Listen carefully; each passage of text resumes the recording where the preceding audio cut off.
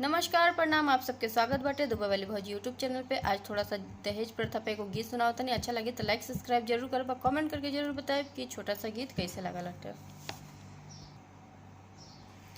हे भगवान दिलवा अर्ज इहे करे, ए भगवान दिलवा अर्ज इहे करे, हो बेटी मत जनमैहा कवनो गरीबवा के घरे, बेटी मत जनमैहा कवनो गरीबवा के घरे।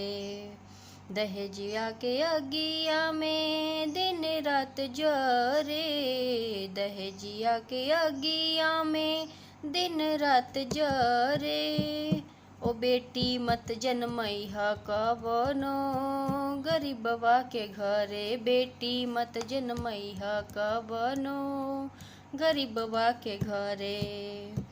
पत्थरा के दुनिया में पत्थर जहान बा, कहवा इंसानियत बा, कहवा ईमान बा, हो पत्थरा के दुनिया में पत्थरा जहान बा, कहवा इंसानियत बा, कहवा ईमान। पत्थर के देहिया तोहरो बन गइल विधाता, ना कुछु लौकताटे ना कुछु दिखाता। पत्थर के देहिया तोहरो बन गइल विधाता, ना कुछु लौकताटे ना कुछु सुनाता, ना कुछु लौकताटे ना कुछु सुनाता।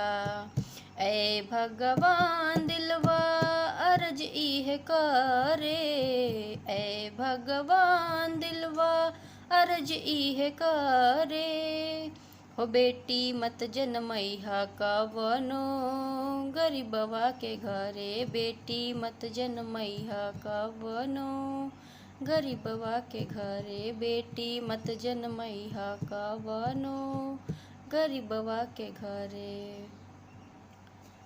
छोटा सा गीत कैसे लगला कमेंट करके ज़रूर बताइए। लाइक सब्सक्राइब नहीं कैले तो चैनल के लाइक सब्सक्राइब करी और सपोर्ट करी।